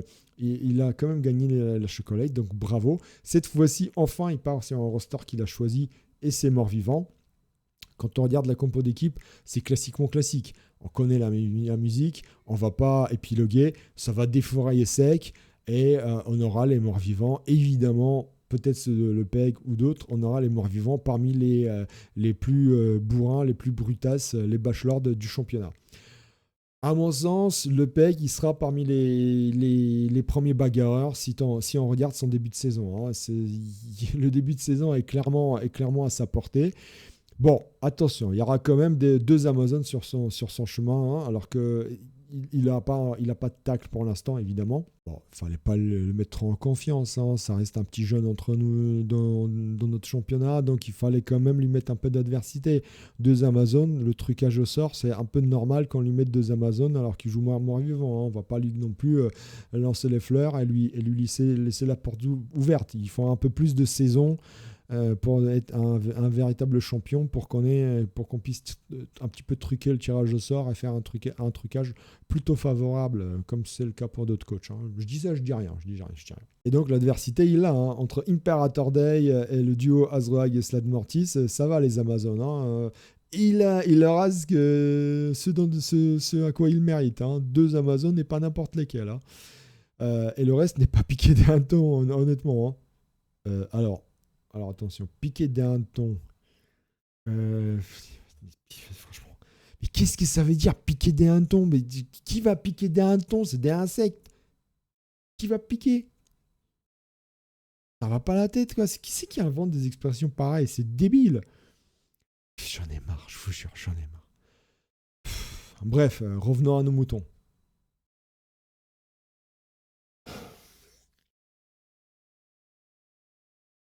Non mais j'arrête là, j'en peux plus, moi, des expressions françaises, j'en peux plus. Revenons à nos moutons. Mais quel mouton? Quel hanneton?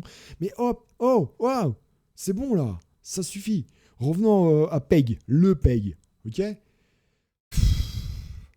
Bon, la saison de Le Peg, elle est plutôt ouverte. Hein. Après ça, après ces coachs expérimentés où ça va être dur, la saison est très ouverte. Je vois pas véritablement de match-up difficile. Mis à part donc Azroag, Slade et Imperator Day.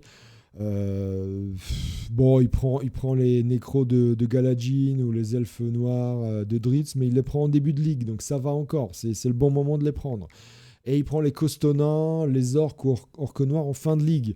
Pareil, c'est là où pour les morts-vivants, c'est de la rigolade, ces rosters-là. Donc rien de très insurmontable. Donc pour moi, ça s'est goupillé en réalité dans le bon sens. Je disais que le tirage au sort n'était pas favorable sur le début de saison. Mais par la suite, ça s'est plutôt bien goupillé en réalité, en vérité. À part Azroag, Slade Mortis, encore une fois, Imperator Day. Sinon, le calendrier est plutôt très ouvert pour le PEG. Donc honnêtement, vu comment il joue, puisque je l'ai joué, je l'ai pratiqué, je sais que c'est un bon joueur. Moi, je dis, avec ce roster mort-vivant, il peut faire sans problème 8 points dans les 5 premiers matchs. Et je vais le classer en tier 2, valeur sûre. Je pense que, encore une fois, c'est un roster extraordinaire, mort-vivant à la Lutèce. Je pense que ça peut aller très loin, ça peut aller en playoff sans problème. Chouf maintenant. Chouf, compo d'équipe un petit peu plus différente que celle de Lepeg. Tous les positionnels sont là, mais une relance en plus pour une goule en moins que chez Lepeg. On verra si c'est la bonne stratégie. Bon, on a vu que contre les Amazones de Liquid et Squeeze, ça s'est pas bien goupillé au niveau score, ça s'est très bien goupillé au niveau destruction, puisqu'il a tué les deux blitzes, les deux guerrières jaguars à 4 de force. Donc, ouais, si son objectif c'est la bâche cette année, il a choisi la bonne équipe, à mon sens. Il a choisi la bonne équipe. Cela dit, son premier tiers de la saison est totalement différent de celui de Lepeg, car à part les Amazones là où il a eu du mal, mais c'est normal en début de saison pour les morts-vivants, ça sent la grosse bagarre par la suite avec que des lourds et des snots. Et des snots, mais c'est pas n'importe lesquels snots, hein. Attention, c'est Nicap et le propre, hein, donc ça va agresser sec dans tous les sens. Il y aura 4 joueurs à force 5 chez les Snots, enfin s'ils sont tous là, mais normalement ils seront là, en plus d'une éventuelle star. Donc il va falloir que Chouf s'accroche dans ce match-up s'il veut rivaliser en termes de baston. Donc le début de saison est clairement pas idéal pour lui, hein. C'est très loin d'être idéal, c'est très loin d'être ouvert. Et le pire, c'est que ça continue sur le reste de la saison, hein. Si vous regardez bien les journées qui se suivent, il y a 2 matchs où il aura l'ascendant physique, hein. Si vous regardez bien, il y a du elf où il peut compter sur de l'ascendant physique, ou la J13 contre Imperator Day, où aussi pareil il va avoir l'ascendant physique, mais le reste c'est que du lourd, du costaud, du combat acharné dans tous les sens. Et donc je pense que Chouf il s'attendait pas à ça. Lui je pense qu'il était parti sur une optique bâche. Là il va y en avoir de la bâche, mais pas forcément dans le sens où il pensait. Donc pour rivaliser pour le prix du Bachelor, il va falloir se réveiller vite pour Chouf, hein, honnêtement, et puis il va falloir se lever tôt à chaque match en même temps. Donc pour les playoffs, c'est peut-être jouable, j'en sais rien, on verra, parce qu'encore une fois, c'est un roster très efficace et c'est un coach vétéran. Mais pour le Bachelor, ça va être compliqué. Alors, encore une fois, le début de saison est très dur pour lui. Donc moi, je vise 4 points jusqu'à la 5e journée. Après, ça peut se réveiller, mais c'est pas sûr. Je vais quand même le classer en tier 3 outsider, parce qu'encore une fois, coach vétéran, roster efficace. Mais c'est 3,5 en réalité. C'est entre interrogation et outsider. Bon, je le mets quand même en outsider. On verra s'il y arrive cette année ou pas. Très souvent, il est pas loin des playoffs, mais toujours sous la barrière. Donc on verra cette année s'il arrive à monter, à level up un petit peu. Allez, autour de Mohamed. Mohamed, après les humains et les orques, je pense que Mohamed, ça y est, il a compris son orientation de jeu préférée, à savoir la baston, hein. Il gagne l'expérience, il devient meilleur chaque année. À chaque match, il devient de mieux en mieux au niveau stratégie. Et en plus, lui qui se plaignait de la diversité des rosters rencontrés l'année dernière, le voilà servi parce que là, il a 10 rosters différents en 15 journées, 15 matchs. Donc, écoutez, si le trucage au sort peut faire plaisir à certains, qui sommes-nous pour le lui refuser, hein, honnêtement. Alors, effectif d'équipe sensiblement identique à celui de Chouf, l'option 2, donc 2 ghouls et 3 relances. Il y a la petite douceur, la petite coquetterie, c'est le squelette, juste pour se démarquer comme il faut. Alors, comme je disais, Mamet apprend vite et bien, hein. Et l'avantage pour lui, c'est quand même il a un tableau ouvert, surtout le début de saison, où il devrait faire ses preuves. Il y a le premier match face au Skaven, contre qui c'est jamais facile. Il l'a abordé avec talent, hein. DJ qui n'est pas, encore une fois, c'est un nouveau à la Lutèce, mais c'est un coach qui sait jouer, hein. C'est un des potes de Alaric, donc il joue dans des petites ligues avec Alaric, et il fait des tournois aussi, donc il sait jouer Skaven. Mamet l'a très bien abordé ce match, alors qu'encore une fois que c'est pas facile pour les morts-vivants de jouer Skaven en début du championnat. Bon, bravo, rien à dire. Et ensuite, il a l'avantage de prendre un Actar et ses Necrons en début de saison, là où c'est un match-up avantageux pour les morts-vivants. Ce serait beaucoup plus difficile en fin de saison. On verra son niveau de jeu à Mamet véritablement par la suite dans le match contre Bucks, hein. Ça, c'est Bucks ou Nabolo. On verra véritablement là le niveau qu'a acquis Mamet. Et s'il arrive à bien gérer les morts-vivants, on le verra à ce moment-là. S'il obtient un bon résultat, on peut dire qu'il est parti plutôt pour briller à la Lutèce, hein, parce que s'il perd, ce ne sera pas catastrophique. Mais quand on regarde le reste de la saison, il y a quelques matchs où il y aura de l'adversité, mais la plupart des match-ups sont plutôt à l'avantage des morts-vivants. Bon, ok, il y a les 3 équipes Amazon si vous regardez bien, mais c'est dans très longtemps. Et à ce moment-là, il aura déjà un ou deux tacles, il va y avoir du blocage, de la châtaigne, il va y avoir du garde de partout. Donc les Amazones, elles vont moins rigoler. Et puis il y a des matchs où ils devraient faire plein de pecs et plein de sorties. Je pense à des matchs contre des moins bien armurés comme Edzergon, Baba Yara. Il y a du Zaiko en gnome, il va pexer comme un fou furieux. Le Pedro en Alliance du Vivante, pareil, l'Alliance, elle supporte pas les morts-vivants. Donc, sur un malentendu, ça peut aller loin. Hein. Ça peut même peut-être se mêler à la course au playoff. Il a de quoi rêver. Honnêtement, vu sa saison, vu son calendrier, il a de quoi rêver. Moi, je vise bien 7 points sur le premier tiers de la saison pour Mamet. Il va nous surprendre.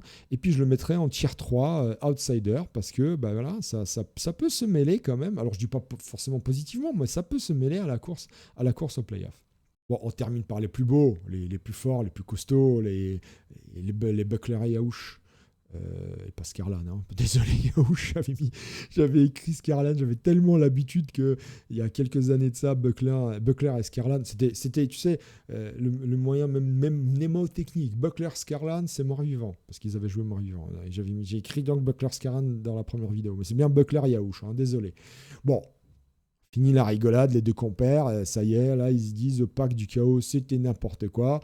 On prend les morts-vivants et on dégomme tout ce qui dépasse de la pelouse. Donc composition d'équipe la plus classique, la même que Chouf d'ailleurs, hein, 3 relances de Ghoul.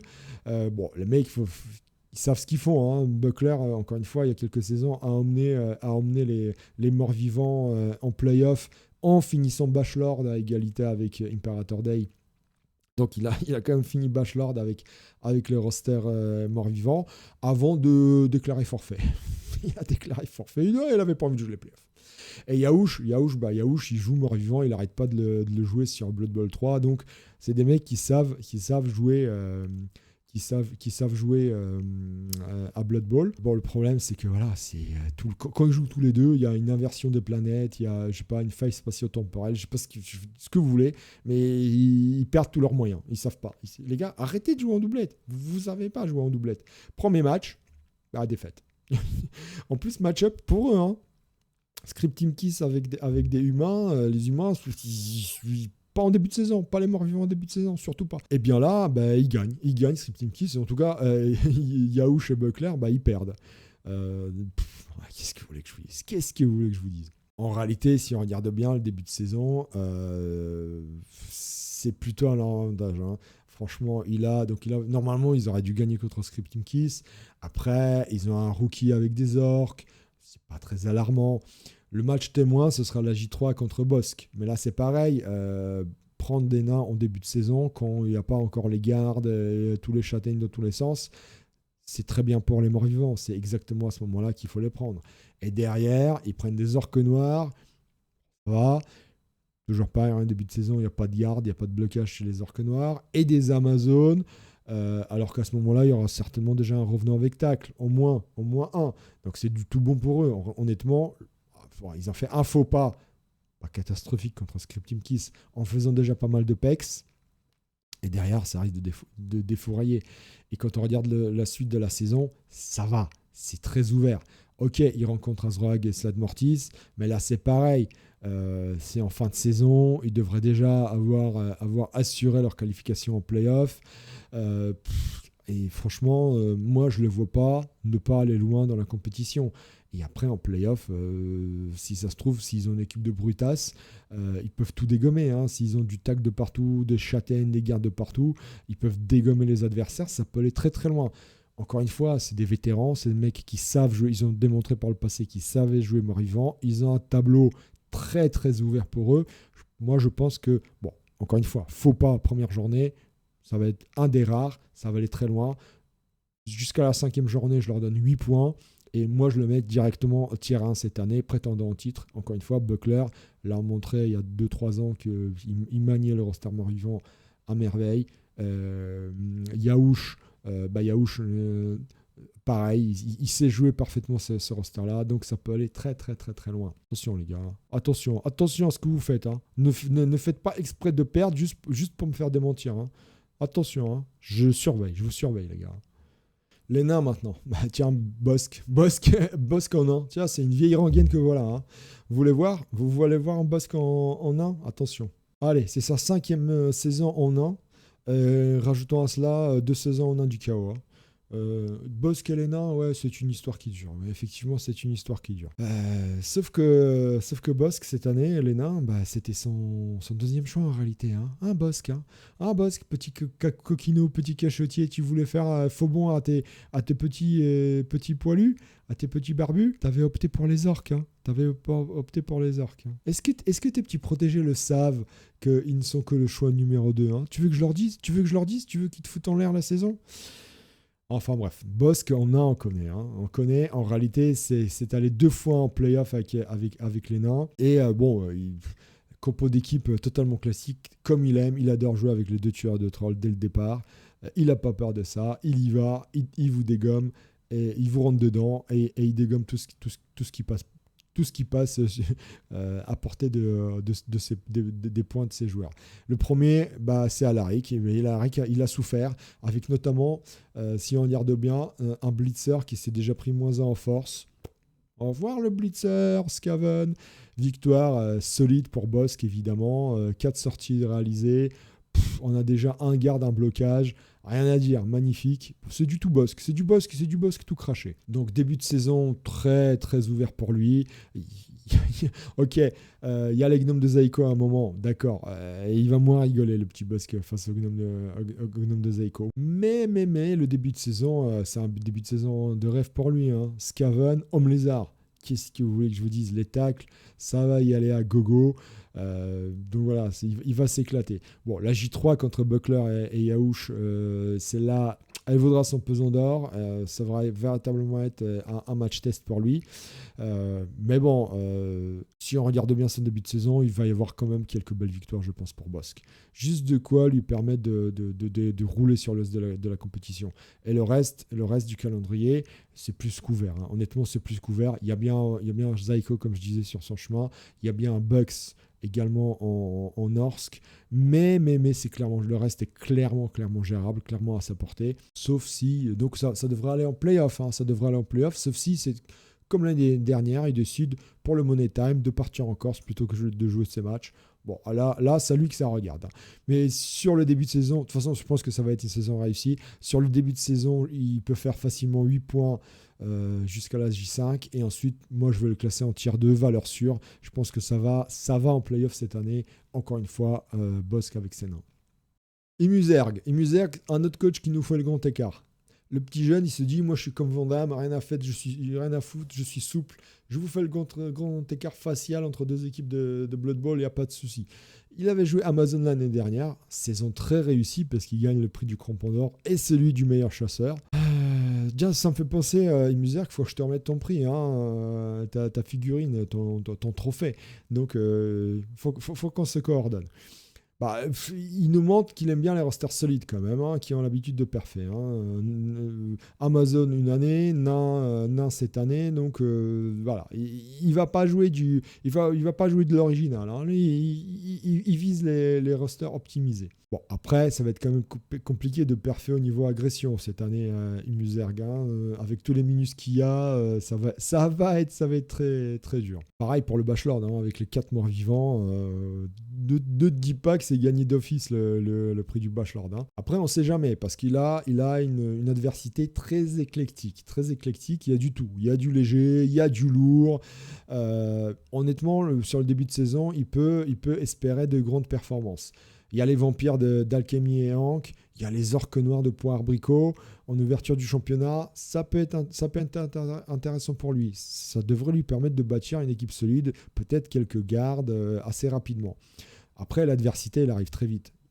SSB, Olivier Dulac, Actar, c'est pas des perdreaux de l'année. Qui c'est qui a inventé? Il s'est dit, tiens, je vais prendre un perdreau et je vais dire c'est le perdreau de l'année. J'en ai marre des expressions françaises, je vous jure. Bon, allez, on n'est pas là pour parler des expressions françaises, on n'est pas à l'académie française d'ailleurs, hein, des lettres. On n'est pas à l'académie des lettres françaises, n'est-ce pas? On n'a pas la tenue de l'académicien, on a un t-shirt dégueulasse, je vous jure, putain. Dimanche matin, fais ça dimanche matin, je suis même pas allé courir pour vous, bande de petits sagouins. Bon, le calendrier. Le reste du calendrier est très ouvert pour Muserg. À mon sens, les nains risquent de perfer en termes de castagne, encore une fois. Hein, il y a du Kossus, il y a du Delphonix, du Baba Yaga, il y a du Asmogi et Pagnol. À mon avis, les nains ils vont défourailler sec sur ces matchs-là.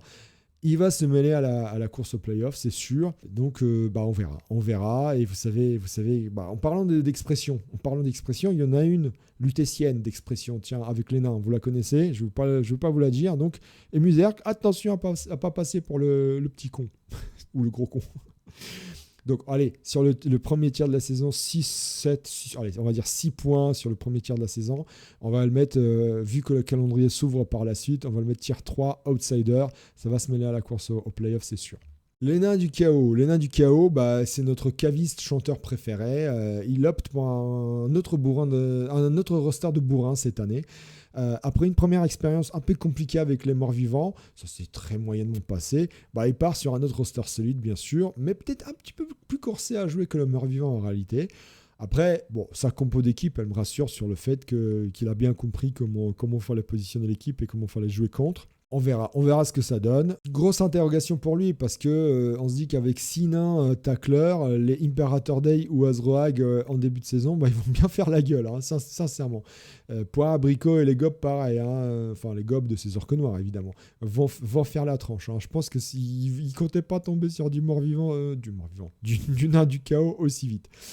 Après, ça reste des valeurs sûres du championnat. Azroag, Sad Mortis, Imperator Day, même Poire Brico, c'est des mecs qui savent manier leur roster, qui savent superbement jouer. Donc voilà, c'est pas du tout gagné pour Mike Brandt.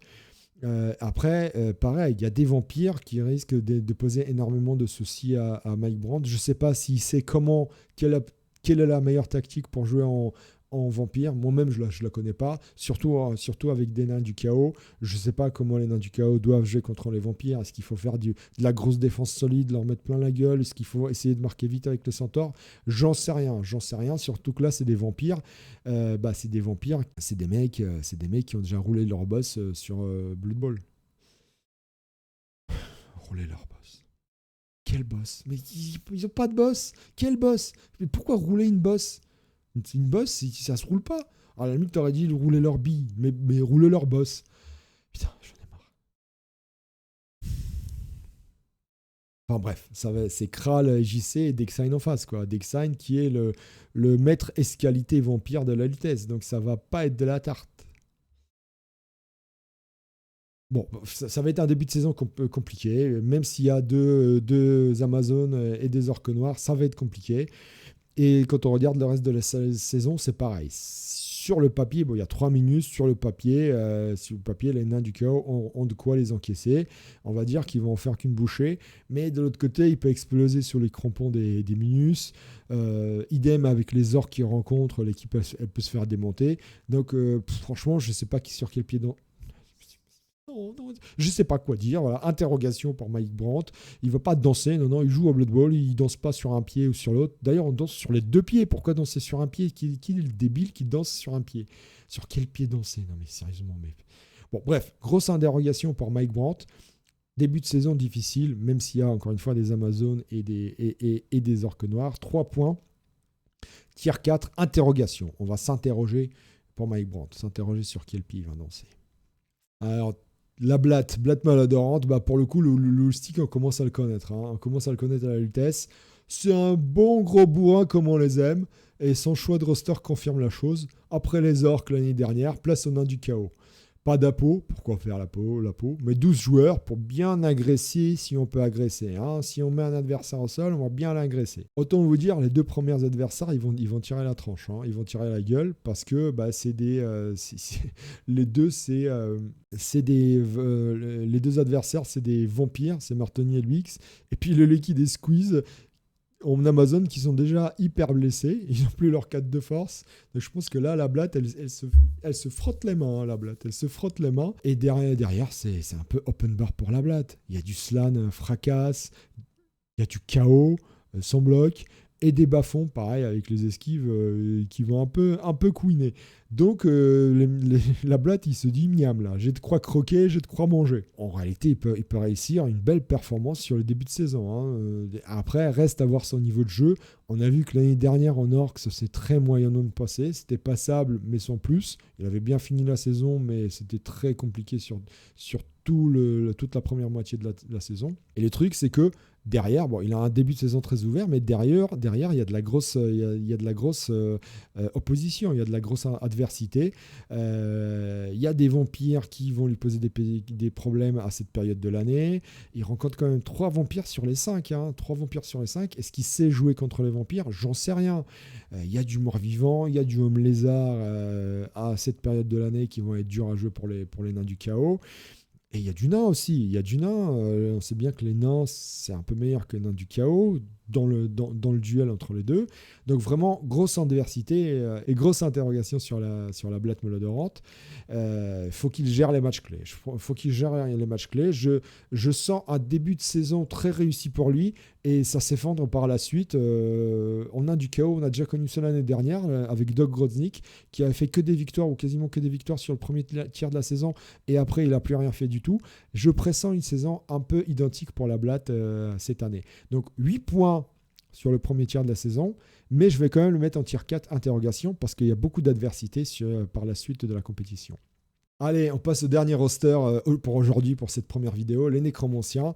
Les Nécros, c'est le roster star du moment, hein, vainqueur il y a 2 et 3 ans, finaliste l'année dernière. Je suis quand même surpris qu'il n'a été drafté que par 2 coachs. Mais quel coach aussi. Attention donc aux Nécros parce qu'il y a du Actar et du Galadjin, donc attention à eux. Et le premier c'est donc Galadjin, bon pas besoin de faire la présentation, il nous a déjà prouvé par le passé que c'était une valeur sûre du championnat. Rendez-vous compte quand même, le mec il arrive à la Lutèce, en 2 saisons il finit finaliste de la Chocolate lors de la première saison et playoffable lors de la deuxième, rien que ça. Donc on le voit partir en nécro, on se dit que il ne peut faire que très bien cette année, on se dit il peut que parfait. L'équipe elle est classiquement bâtie, hein, c'est du très solide, on connaît parfaitement cette compo avec un seul loup-garou et tous les positionnels plus de reroll, donc il y a tout ce qu'il faut pour bien démarrer la saison. Il n'en reste pas moins que les nécros, c'est connu pour être un diesel, ça démarre très doucement les saisons, pas de quoi s'inquiéter parce que ça perf par la suite, et honnêtement Galadjin, quand on regarde son premier tiers de la saison, on peut se dire que on regarde l'adversité, il peut même réussir à faire de belles perfs. Hein. Alors, il ne va pas flamber non plus, mais il peut faire des belles perfs. Il a par exemple les orques de Velociraptor ou les ogres de Bud, où ils peuvent quand même faire des beaux résultats. Et derrière, quand on regarde le reste de la compétition, ça peut dérouler, ça peut défourailler sec. Il y a quelques grosses affiches, quelques coachs vétérans, mais attention, ils sont repartis sur des rosters moins performants. On a du SSB, mais en Elf, on a du Oon et Funny Valentine, mais en Bafan, on a du Nicap et le propre, certes, mais en Snot. Donc voilà, il a les bons match-up. Donc on se dit la route vers la play-off, c'est du tout bon pour lui, ça s'ouvre. Honnêtement, moi je serais hyper déçu qu'il fasse pas play-offable parmi nous. Hein. Alors, ce serait un joli exploit de faire play-off en 3 ans, faire 2 play-offs, certes, mais on sait que c'est un très bon coach, un très bon tacticien. Alors encore une fois, les nécros, ça démarre lentement les débuts de saison, donc moi je dis 7 points jusqu'à la 5e journée, mais je le mets quand même en tier 2, valeur sûre. Encore une fois, il a fait finaliste de la Chocolate la première année et play-offable la deuxième année, donc avec un roster hyper compétitif et à la mode, à la pointe de la mode même, je le mets en tier 2, valeur sûre du championnat. Alors Actar maintenant. Actar, bon, il a longuement hésité, il a demandé conseil à votre humble serviteur. Hein, je m'en fous, je balance Actar. Il a hésité à jouer Nécro, mais le finaliste de l'année dernière avec ce roster-là, il repart. Hein, il repart sur le même. Il se dit... il ne peut faire que mieux, c'est ce qu'il se dit. Donc, vu qu'il le gère à merveille, hein, il le joue dans les tournois de l'Hexagone et même ailleurs, il se dit qu'il ne peut faire que parfait. En plus, comme c'est un mec super gentil et super sympa, il a peint ses figues, rien que pour vous, il a peint ses figues. Il a même, regardez ça, il a même pensé à différencier les positionnels avec des socles de couleurs différentes. Il a peint ça merveilleusement, avec amour, rien que pour vous. Hein. Tiens, Alaric, celle-là, elle est pour toi. Hein. Tiens, Tu vas arrêter de pleurnicher maintenant. C'est bon. OK? Regardez-moi ces magnifiques contrastes, ces creux profonds, ces dégradés magnifiques. Qu'est-ce que vous voulez que je dise? C'est magnifique. Il est trop gentil, Akhtar. Franchement, il est trop gentil. Les Lutétiens, vous ne méritez pas ça. Tous, bande de raclures que vous êtes, vous ne méritez pas ça. Il est trop gentil, Akhtar. Sincèrement. Bon, parlons quand même de l'équipe. Compo classique, il n'y a rien à dire sur la compo classique, on la connaît, c'est la même que Galadjin. C'est la compo idéale pour débuter les championnats.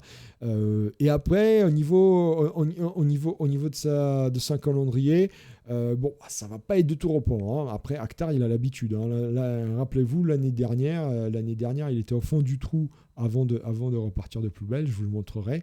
Mais là, le calendrier, ça ne va pas être de tout repos. Il y a du très lourd en face, des rosters pas abordés pour les nécros, du cogneur. Il y a un duel fratricide en J6 contre Galadjin notamment, et qui sera vraiment à suivre. Ça va être vraiment sympathique à suivre. Mais le début de saison, je pressens un début de saison poussif. Après, Akhtar, on le connaît, c'est un braqueur et il a failli braquer la banque l'année dernière. Souvenez-vous, je vous montre le topo, je vous montre sa frise. Son graphe, il était 47e à mi-parcours, 47e et il s'est qualifié au tour des derniers moments et après il va jusqu'en finale. Donc la question, c'est est-ce qu'il va nous refaire le coup? Est-ce qu'il va refaire ce coup-là? Le truc, c'est que sur son parcours, l'adversité est là. Azroax, Ladmortis, Garden, Buckler et Yaouch. Pour ne citer que. Donc, il y a du coach en face. Pas facile. Maintenant, vu l'expérience du coach, vu ses parcours précédents, vu ses perfs l'année dernière, on doit forcément le comptabiliser parmi les playoffables. Et après, vous savez très bien, en playoff, les nécros, déjà, on ne leur met pas de one-turn. donc, c'est une équipe qui est là pour perfer en playoff. Et ça va souvent très loin. On l'a vu par le passé, ça va souvent très loin. Donc, encore une fois, début de saison très poussif. Je lui donne 4 points à l'issue de la 5e journée, parce que encore une fois, il y a de l'adversité, mais vu son parcours précédent, avec les nécros, je le mets en tier 1, prétendant au titre, je pressens qu'il va nous rebraquer la banque cette année, il va nous refaire un parcours assez similaire à celui de l'année dernière, où il va se réveiller sur le 2e et le 3e tiers, et après ça va aller très loin en playoff. Voilà. Bon les gars, j'en termine là cette première vidéo, c'est déjà une vidéo très très longue, on est à presque 2 heures de vidéo déjà sur la moitié des coachs de la Lutèce, donc il y a une deuxième vidéo qui va suivre très prochainement, j'espère d'ici le week-end prochain. C'est qu'il faut que je bosse aussi parfois, il faut que je travaille aussi, donc je monte cette vidéo très vite, de toute manière. Vous savez très bien, ce ne sont que des pronostics qui se vérifient la plupart du temps. Je l'avoue bien humblement, mon algorithme est quasiment infaillible. Peu sont ceux qui ont réussi à le craquer. Et ceux qui l'ont fait, c'est parce qu'ils ont fait exprès de perdre, juste pour mettre des bâtons dans les roues. Des bâtons dans les roues. Et à très bientôt. À très bientôt, tout simplement. À très bientôt dans l'After Lutèce. Allez, n'hésitez pas à commenter. On va discuter de tout ça sur le forum. Je vous montrerai dans la deuxième vidéo. Je ferai évidemment un récap de tous ceux que je pense playoffables à la fin de la saison. Sachant que cette année, il y a 2 de moins. Il n'y a que 22 playoffables. Il n'y aura que 22 playoffables. Parce qu'en fait, cette année, il y aura un top 10. Et pas un top 8. Les 10 premiers vont se qualifier directement au ultime de finale. Et les places entre le 11e et le 22e seront en barrage, ce qui permettra, vu que c'est 12 coachs, permettra de déterminer les 6 qui joindront les 10 premiers dans les 8e de finale. Voilà, tout simplement. Allez, je vous dis à très vite, à très bientôt pour une deuxième vidéo. Salut, ciao tout le monde. Ciao. Bon dimanche. No one likes us, we don't care. No one likes us, we don't care. No one likes us.